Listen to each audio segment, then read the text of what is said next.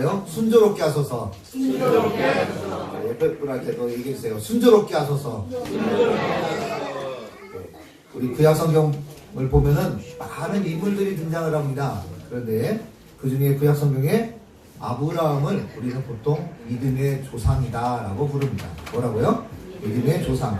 아브라함이 믿음의 조상이라고 불리는 이유는 바로 아브라함이 믿음 생활의 모범, 또 우리한테 모델이 되어졌기 때문에 믿는다고 하는 거, 신앙생활하는 거 아브라함처럼 신앙생활하면 된다라고 하는 하나의 모델로 이렇게 주셨기 때문입니다. 아브라함은 신앙적으로나 인격적으로나 참 훌륭한 사람이었습니다. 이 사건을 보면은 참 용기 있는 사람이다. 여러분들 혹시 조카가 계신가요? 네. 예, 조카를 사랑하십니까? 네. 예, 조카가 어려운 일 당하시면 그냥 일하던 거 다 그만두고 일단 뛰어 들어가시겠습니까? 아니요. 그런데 아브라함은 달랐어요. 조카 롯이 위기에 처했을 때 목숨을 걸고 그를 구출하러 그가 갑니다. 창세기 14장 14절부터 16절 말씀에 아브라함이 그의 조카가 사로잡혔음을 듣고 집에서 길리던 훈련된 자 318명을 거느리고 단까지 쫓아가서 재물과 자기의 조카 롯과 그의 재물과 또 부녀와 친척을 다 찾아왔더라. 그는 자신의 아내보다 가족과 친척을 사랑하고 위기에 처했을 때 자신을 과감하게 던진 아주 용기 있는 사람이었습니다. 또 아브라함은 이렇게 용기만 있었던 분이 아니라 온유한 사람이었습니다. 자, 누가 내가 무엇인가 잘 만들어놨는데 그걸 홀딱 가져갔습니다. 여러분들 어떻게 하시겠습니까? 화가 나는 정도가 아니라 난리가 나겠죠. 네. 그런데 아브라함은 가나안 땅 그랄 왕 아비멜렉이라는 사람의 종들이 아브라함이 당시에 판 우물을 빼앗는 사건이 있었습니다. 당시의 우물은 우리가 생각하는 그런 우물이 아니라 엄청난 재산적인 가치가 있었고, 보통 우물은 깊이가 150m 이상을 파야만 물을 얻을 수가 있었습니다. 창세기 21장 25절에 아비멜렉의 종들이 아브라함의 우물을 빼앗은 일에 관하여, 그러니까 빼앗김을 당한 거죠. 아브라함은 화가 났겠습니까? 안 났겠습니까? 온유한 사람이었어요. 화가 났겠습니까? 안 났겠습니까? 화 났죠. 화는 당연히 나는데 온유함으로 자신의 마음을 다스렸다는 거예요. 아브라함이 믿음의 조상이 되고 여호와 하나님께서 주시는 복을 누릴 수 있었던 것은 그의 신앙과 더불어서 인격이, 또 그의 삶이 하나님 보시기에 아름답고 좋았기 때문입니다. 복 있는 사람은 복 있는 행동을 하고, 복 받는 교회는 복 받을 사역을 하기 때문에 복을 누리는 것입니다. 하나님은 이웃을 위해 용기 있게 행동하는 사람, 또 자신의 손해를 본 듯 싶지만 온유함으로 마음과 상황을 다스리는 사람에게 반드시 복을 주시는 분이시다. 그런데 아브라함에게 주신 또 하나의 복이 하나 있는데, 그것이 바로 뭐냐? 사람, 인복이었습니다. 그 옆에 누가 있었느냐? 아주 좋은 사람이 있었습니다. 여기 사업을 하시는 우리 집사님들이 계시잖아요. 근데 그 사업장에 있는 사람 직원들이 앞에서는 굉장히 충성스럽고 잘하는 것 같은데 뒤에 가면 헛짓거리 하는 거예요. 회사 돈을 이렇게 만지는데 오늘 보니 이게 슬슬슬 이렇게 새가요. 그런 사람들이 있다면 잘라야 되니까. 신경이 많이 쓰이죠. 마음이 아프죠. 세상에 가장 큰 복이 뭘까? 라고 하면 인복인 것 같습니다. 아브라함에게 주신 바로 하나의 또 다른 복은 바로 충성스러운 사람을 붙여주셨다는 것입니다. 오늘 본문 말씀을 보면 하나님께 기도한 내용의 말씀입니다. 이 기도는 바로 누가 드렸냐면 아브라함의 종이었던 엘리에셀이라는 사람이었습니다. 창세기 15장 2절 말씀에 아브라함이 이르되 주 여호와여 무엇을 내게 주시려 하나이까? 나는 자식이 없사오니 나의 상속자는 이 다메섹 사람 엘리에셀이니이다. 아브라함이 자식이 없을 때, 이삭이 없을 때, 사라가 아이를 못 낳았을 때, 그때 자신의 상속자는 바로 내 종 엘리에셀이다 라고 생각할 만큼 그 사람을 신임을 했습니다. 왜 그랬을까요? 아브라함 집에 종들이 꽤 많이 있었을 텐데 왜 엘리에셋을 상속자로 생각했을까요? 그가 상속자로서 아브라함이 다 줘도 아깝지 않다고 생각할 만큼 인품이나 충성스러움이 자기 마음을 감동시켰기 때문이죠. 특별히 아브라함은 아들 이삭의 결혼을 위해 신부 구하는 일까지도 이 종 엘리에셀에게 맡겼습니다. 그 결과 아브라함의 기대와 소망에 합당한 일을 해냈습니다. 이삭의 신부 리브가를 데리고 주인 아브라함에게 그는 돌아왔습니다. 오늘 말씀은 아브라함의 종 엘리에셀이 이 리브가를 신부를 구하러 가는 과정 속에 하나님께 기도한 내용입니다. 그렇다면 오늘 말씀이 우리에게 주는 영적인 교훈이 무엇인지 간략하게 살펴보겠습니다. 첫 번째, 오늘 말씀이 우리에게 주는 교훈은 이겁니다. 사랑하고 존경하는 사람을 위해서 기도해야 한다는 겁니다. 엘리에셀은 아브라함을 위해서 간절히 기도했습니다. 우리 오늘 말씀 같이 한번 읽어볼까요? 자, 12절 시작.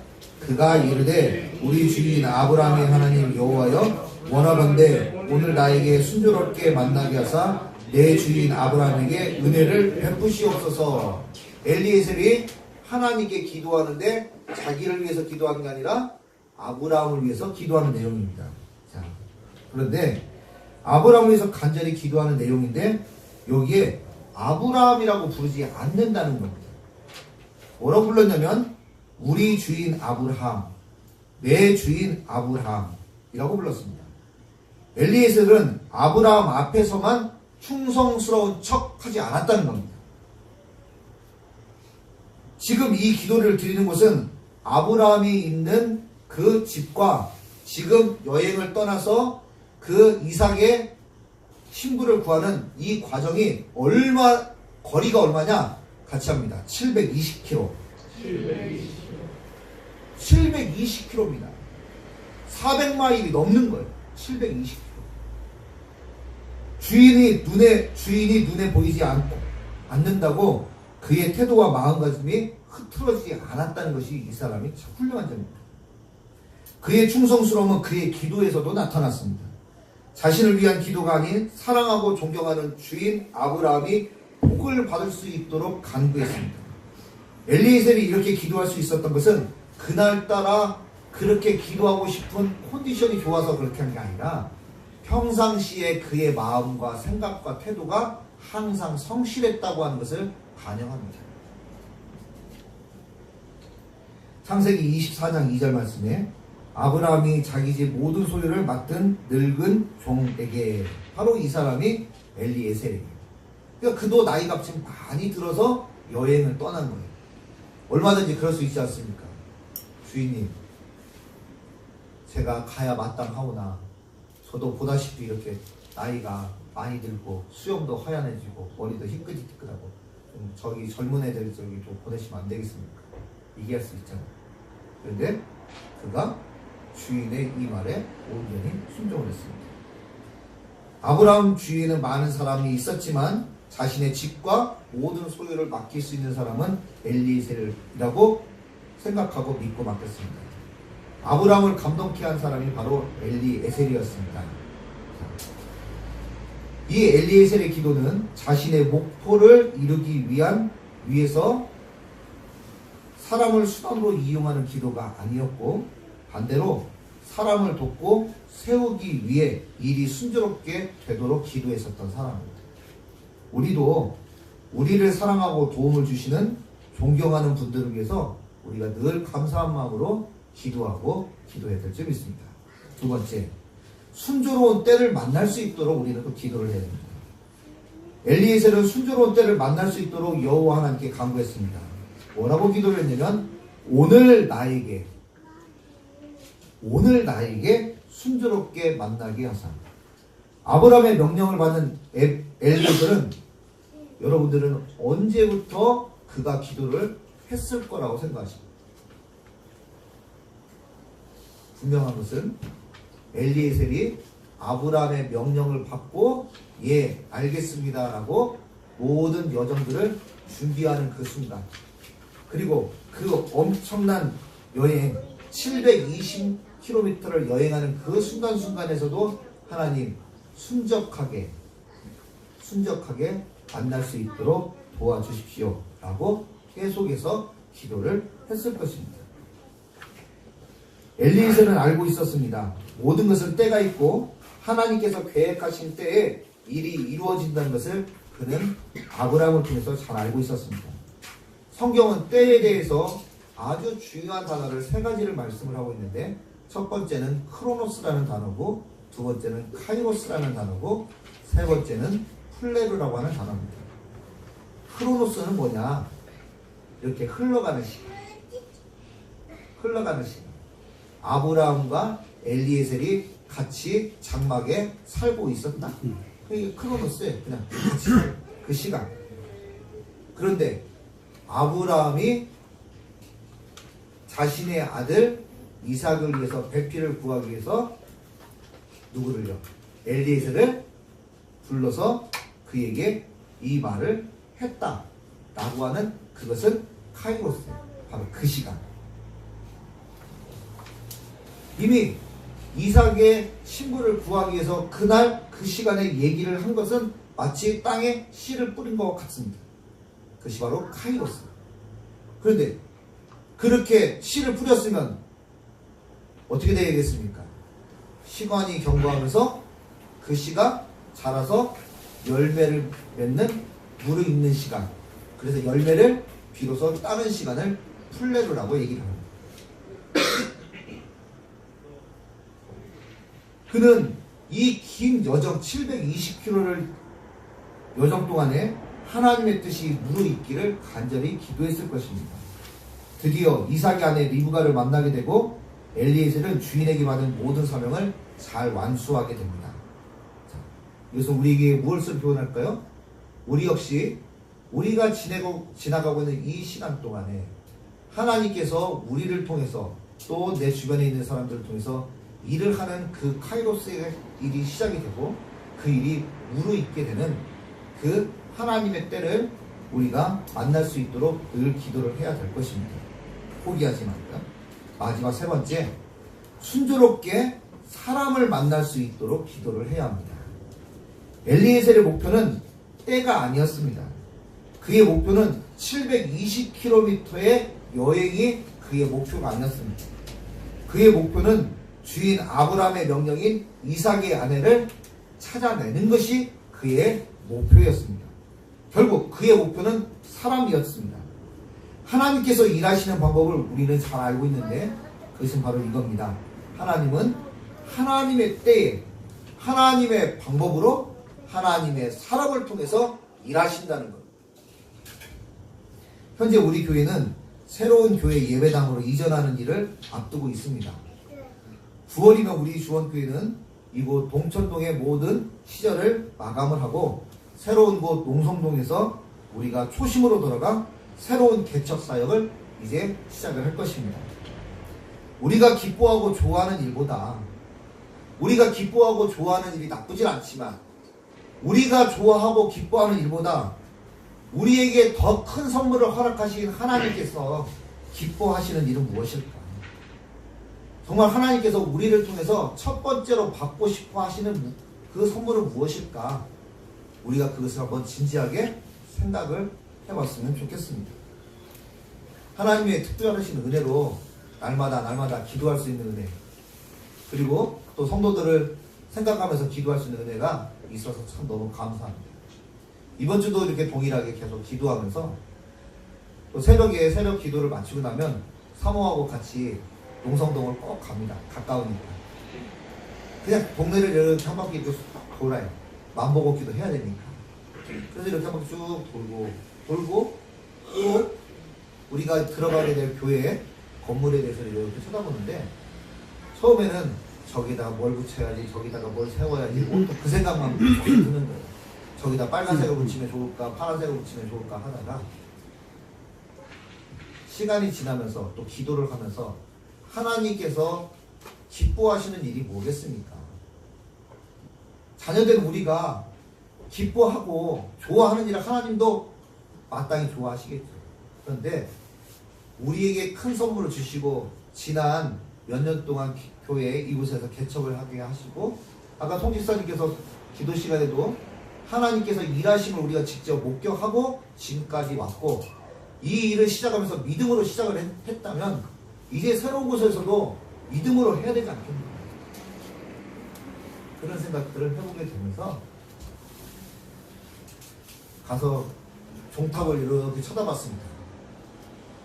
마음 같아서는 여기 있는 종탑을 저 슈퍼맨이라도 시켜가지고 이렇게 데려갔다가 이렇게 옮겨놓고 싶은 그런 마음이 생겼어요. 그런 마음도 드는데요. 거기다가 종탑을 이렇게 제가 이렇게 생각을 해서 이렇게 바꿔봤습니다. 멋지더라고요. 좋아버려요.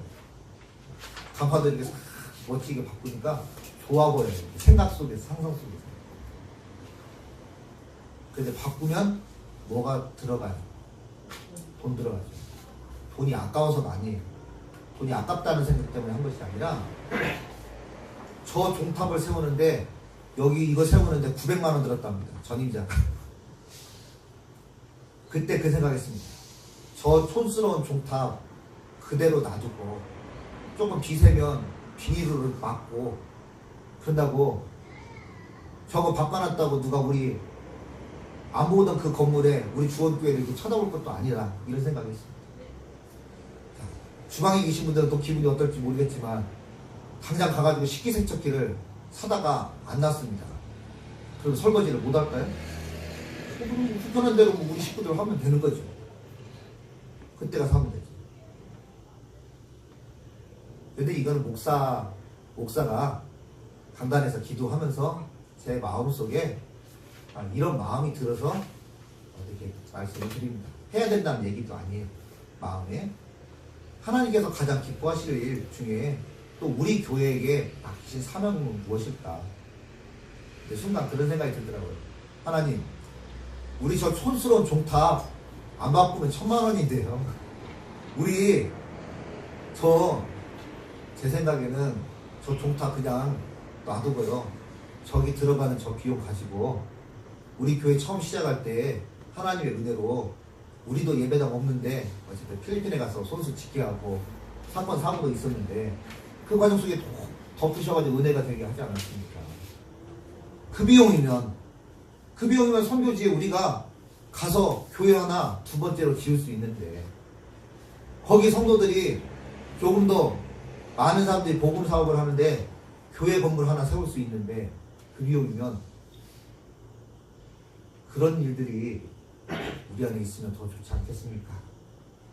하나님, 결국에는 십자가 저거 종탑 이렇게 생겨가지고 멋도 없고 디자인도 엉망이라고 생각이 되는데 저녁 때 깜깜한 밤 되면 결국에 십자가 불 들어온 것밖에 안 보일 텐데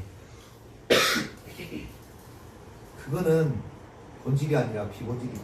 좀 예쁘게 하는 거 나쁘지 않아요. 그러면서 그런 생각도 들었습니다. 하나님, 우리가 부족한 거 또 누가 마음에 부담감 생기면 그 다음에 와가지고 교회 들어오면서 하면서 그거 그들로 인해서 또 새로워지지 않겠습니까? 제가 바라는 것은 교회 건물을 아름답게 하는 것도 더 좋다고 생각을 하는데 우리가 이전을 하면서 하나님께서 이전을 하게 하신 것이 하나님의 때에 하나님의 방법으로 하나님의 사랑을 통해서 하신 일이라는 것을 우리가 믿음으로 고백한다면 우리 주원교회 성도들이 과감하게 믿음을 보일 수 있는 일이 있었으면 좋겠습니다. 그것이 무엇인지 모르지만 근데 첫 번째 우리가 했었던 일이 해외에다 교회를 짓는 일이었습니다. 거기에 우리 주원교회가 이름이 남지 않아도 거기서 복음 사역이 잘 될 수 있는 전초기지를 세워주면 어떻겠느냐 이런 마음의 생각이 들었습니다. 누가 저한테 그런 얘기를 한 적도 없었고 또 누가 그런 얘기를 저한테 흘려보낸 적도 없었습니다. 여기 보아스 야긴이라고 두 기둥 붙잡고 기도하면서 거기 가서 그런 생각들이 있었어요. 이거는 목사에게 주신 마음이라 생각을 하고 앞으로 우리가 이전을 남기면서 하나님 앞에 우리의 믿음을 하나님께 아름답게 어떤 형태로든 보여드려서 감사를 표현하지 않겠냐 이런 생각들은 듭니다. 자, 말씀 맺겠습니다. 우리는 사랑하고 존경하는 사람을 위해서 늘 기도하고요. 순조로운 때 또 순조롭게 돕는 사람을 만날 수 있도록 늘 기도해야 할 것입니다. 이런 은혜가 우리 모두에게 충만하시기를 예수님 이름으로 축복합니다. 기도하겠습니다. 전능하신 하나님 아버지 감사합니다. 저희들도 엘리에셀처럼 충성스러운 사람이 되어 하나님의 마음을 시원케 하고 믿음으로 시작한 이 모든 일이 하나님 인간의 지혜로 인간의 방법으로 끝나지 말게 하시고 믿음 위에 믿음이 세워지고 은혜에 은혜가 더해지는 충만함이 있게 주시옵소서. 감사합니다. 예수님 이름으로 기도합니다. 아멘.